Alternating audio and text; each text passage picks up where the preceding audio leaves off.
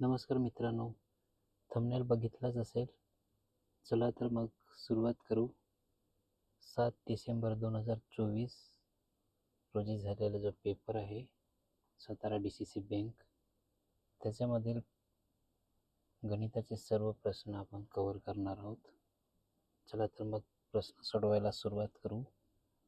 प्रश्न पहिला असा आला होता, एका परीक्षेत 5% उमेदवार अयोग्य घोषित झाले आणि योग्य उमेदवारापैकी 85 सामान्य वर्गाचे होते. 85% आहे ते. जर 4275 योग्य उमेदवार इतर वर्गातील असतील तर उमेदवारांनी अर्ज केला होता त्याची संख्या किती, असा प्रश्न विचारला होता. उत्तर बघू आपण. तर असं समजायचं की एकूण अर्जदार X होते, त्याच्यातले पात्र उमेदवार दिल्याप्रमाणे 95% आहेत, कारण ते 5% अपात्र आहेत, म्हणजे उरलेले 95 पात्र असतील, म्हणून 95%. म्हणजे ते आपण कसं लिहू शकतो, 0.95 ऑफ X% काढून टाकलं.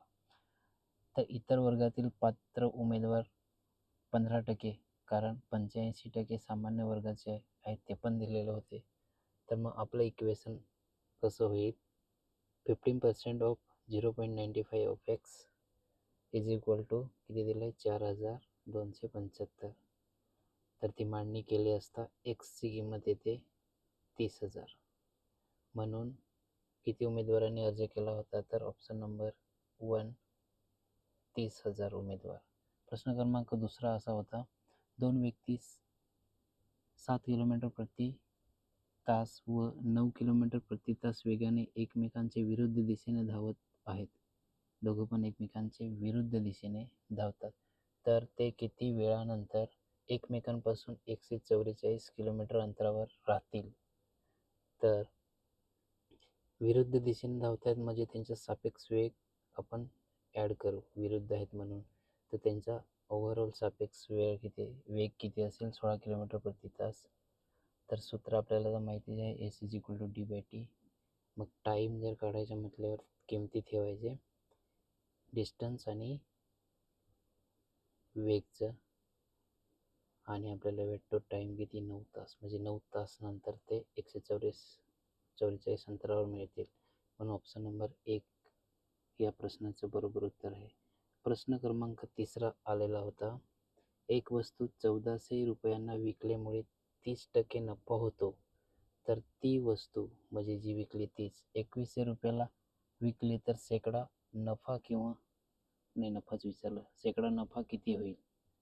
तर दिल्याप्रमाणे 30% नफा होतो, म्हणजे 130% बरोबर 1400.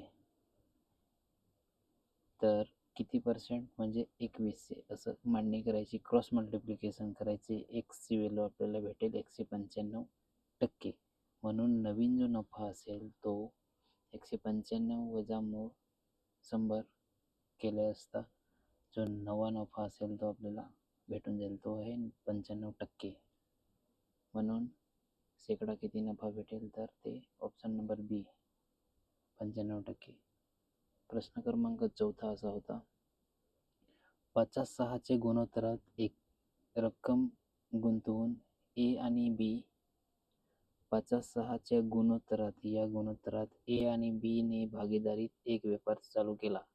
8 महिन्यानंतर ए आपली रक्कम काढून घेतो. जर वर्षाच्या शेवटी नफा दिलाय त्यांनी 50-9 च्या गुणोत्तरात असेल तर बी ने आपली रक्कम किती कालावधीसाठी गुंतवली. तर आपण बघू, इथं नफ्याचे गुणोत्तर बरोबर काय असतं, गुंतवणूक गुणिले काळचे गुणोत्तर. मग ए जी व्यक्ती आहे त्यांनी 5 इतकी रक्कम गुंतवली होती रेशिओमध्ये, ज्याचा नफा 8 महिनेपर्यंत त्याचा पिरियड होता. बी चा होता 6 च्या रेशिओमध्ये गुंतवली होती रक्कम, आणि ती किती कालावधीसाठी म्हणून विचारलं होतं. म्हणून आपण अशी अरेंजमेंट केली, 5 × 8 अपॉन 6 × T, ती माहिती नाही. आणि त्याचा आपल्याला फायदा दिला आहे 5/9 म्हणून अशी अरेंजमेंट केली आणि टी कॅल्क्युलेट केल्यावर येतो 12 महिने. म्हणून ते बीने रक्कम जी ठेवली होती त्याचा कालावधी होता 12 महिने. Option number D is correct answer of this question. 5 नंबरचा प्रश्न असा होता, हेमंतने ₹50,000 गुंतवून एक व्यापार चालू केला. 8 महिन्यानंतर 70,000 समवेत संदीप त्या व्यापारात समाविष्ट झाला. 3 वर्षांनंतर त्यांचे नफ्याचे वाटप कोणत्या गुणोत्तरात होईल? नफ्याचे गुणोत्तर सांगितले. तर हेमंतचा आपण रेशिओ बघितला असता 50,000 रक्कम होती, 36 महिने टाईम होता म्हणजे 3 वर्ष. संदीपचा होता 70,000 आणि 28 महिने, कारण 8 महिन्यानंतर आला होता 2 वर्ष 4 महिने. आणि त्यांचा जो गुणोत्तर येतो तो होतो 45/49 नफ्याचा गुणोत्तर. म्हणून त्यांना कोणत्या रेशोमध्ये नफा भेटेल? तर ऑप्शन नंबर ए या प्रश्नाचे उत्तर बरोबर आहे. प्रश्न क्रमांक 6 असा होता, एक वस्तू 8,400 रुपयाला विकलीस 30% नफा होतो, तर तीच वस्तू 6,000 रुपयाला विकली तर शेकडा नफा किंवा तोटा किती होईल ते सांगायला सांगितलं. नफा किंवा तोटा विचारलाय. तर या बाबतीत कसं होईल, 30% नफा होता म्हणजेच काय, 8,400 बरोबर 130, तर 6,000 बरोबर किती, म्हणजे याला आपण एक्स पण कन्सिडर करू. मग एक्स जर क्रॉस मल्टिप्लाय करून असं जर ठेवली मांडणी, तर एक्सची किंमत येते 92.857. ही कधी पण आपण असं लक्षात ठेवू का, 100पेक्षा जर कमी असेल तर तो तोटाच असतो, कारण आपल्याला माहीत आहे की खरेदी किंमत नेहमी पण 100% असते. तर 100% कमी असेल म्हणजे आपला लॉस असेल. खरेदी किंमतच 100 आहे पण त्याच्यापेक्षा जर किंमत आपली कमी आली तर तोटा. 100मधून तेवढी अमाऊंट गेल्यावर आपल्याला उरलेली अमाऊंट म्हणजे हा तोटा झाला आहे. 7.14चा तोटा झाला. प्रश्न क्रमांक 7वा असा विचारला होता, 2 रेल्वे एक्स व वाय हे मुंबई व दिल्लीवरून एकाच वेळी एकमेकींकडे निघाले. त्या एकमेकींना भेटल्यानंतर पहिल्या रेल्वेने उर्वरित अंतर किती तासात केले? 3:30 मिनिटात व दुसऱ्या रेल्वेने तेच अंतर 6:24 मिनिटात पूर्ण केले. जर दुसऱ्या रेल्वेचा तासी वेग दिलेला आहे 45 किलोमीटर प्रति तास असेल तर पहिल्या ट्रेनचा वेग विचारला आहे.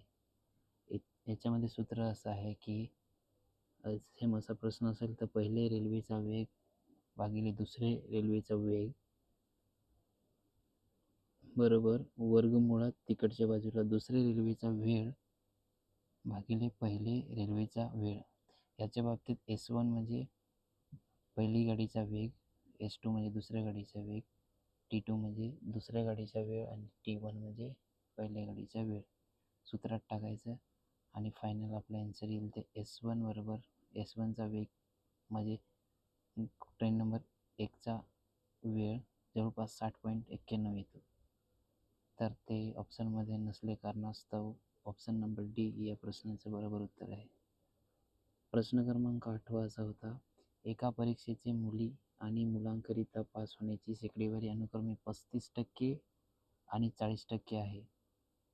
एका मुलाने 483 गुण मिळवले आणि तो 117 गुणांनी नापास झाला, तर मुलींसाठी किमान उत्तीर्ण गुण काय आहेत ते शोधायचे आहेत आपल्याला.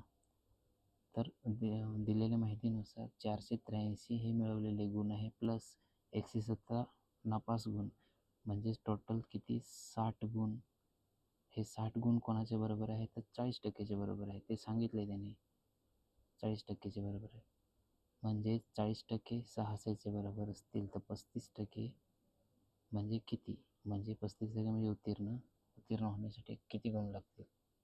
त्याला आपण एक्स पकडू. एक्स बरोबर क्रॉस मल्टिप्लाय केले तर 600 × 335/40. तर आपलं कॅल्क्युलेशन केल्यावर एक्स बरोबर किती 525 हे मुलींसाठी किमान गुण पाहिजे होते, म्हणून दिलेल्या ऑप्शनमध्ये 525 नाही आहे. ऑप्शन नंबर डी हे या प्रश्नाचे उत्तर आहे. क्वेश्चन नंबर 9 असा होता, जर एखाद्या अर्धवृत्ताचा परिमाप 36 सेंटीमीटर आहे तर त्याचे क्षेत्रफळ काय असेल? तर हे सरळ सरळ आन्सर येतं. जर त्रिज्या 7, परिमाप 36 आणि क्षेत्रफळ 77 म्हणजे हा कधी पण रेशोमध्ये असेल. एक दिली त्रिज्या 7 आहे तर डायरेक्ट विचारलं क्षेत्रफळ किती तर 77 आहे. आता याच्या बाबतीत काय विचारलं आहे, परिमाप विचारलं आहे, नाही परिमाप दिलं आहे, क्षेत्रफळ विचारलं तर डायरेक्ट 77 आन्सर आपल्याला यायला पाहिजे. Option number C. तरी पण बघू आपण. अर्धवर्तुळाची परिमिती दिली, त्यांनी परिमिती दिली आणि याच्यामध्ये सूत्र असं आहे, अर्धवर्तुळाचे परिमाप पाय आर प्लस 2r. याच्यावरून कॅल्क्युलेट आपला आर होईल. मग आरची व्हॅल्यू आपण याच्यावरून कॅल्क्युलेट, अर्धवर्तुळाचे परिमाप 36 आहे, तिकडनं हे सर्व क्रॉस मल्टिप्लाय केल्यावर आरची व्हॅल्यू आपल्याला भेटेल 6 सेंटीमीटर. जे की क्षेत्रफळात टाकल्यानंतर क्षेत्रफळाचे सूत्र हा पाय आर स्क्वेअर. क्षेत्रफळात टाकल्यानंतर क्षेत्रफळ बरोबर 77 वर्ग सेंटीमीटर येते. तेच उत्तर येईल. शॉर्टकट केलं तरी लॉंगकट केलं तरी. प्रश्न क्रमांक 10 असा विचारला होता, एका त्रिभुजाकार शेताच्या बाजू अनुक्रमे 20 मीटर, 21 मीटर आणि 29 मीटर आहेत. ह्या शेतात ₹9 प्रति वर्ग मीटरच्या दराने पीक कापायला खर्च किती येईल? खर्च विचारला आहे. बाजू दिलेत 20, 21 आणि 29 आणि खर्च 9 प्रति वर्ग मीटरमध्ये. तर दिलेले बाजू जे आहे ते पायथागोरस त्रिज्या आहेत ते अगोदर चेक करू. ह्या दोघांचा वर्ग केला असता, वर्ग करून सम केला असता, ती सम आहे ते 841 म्हणजे ते 29चा वर्ग आहे. म्हणजेच दिलेले 20, 21 आणि 29 हे त्रिज्या आहेत. म्हणजे याच्यावरून सिद्ध होतं का तो एक काटकोन त्रिकोण आहे.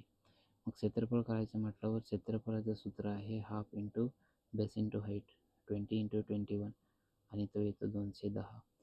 मग आता खर्च काढल्यावर खर्च आपण कसा काढतो, एकूण खर्च बरोबर जो पण क्षेत्रफळ गुणिले जो पण दर आहे तो. क्षेत्रफळ आपला आला 210, दर आहे 9. ते दोघांचे गुणाकार केला असता आपल्याला लक्षात येईल की 1890 रुपये. म्हणजेच एवढा कापायला खर्च येईल 1890 रुपये. तर मित्रांनो 10 प्रश्नच होते. व्हिडिओ आवडला असेल सबस्क्राईब नक्की करा. पुन्हा भेटू. थँक्यू.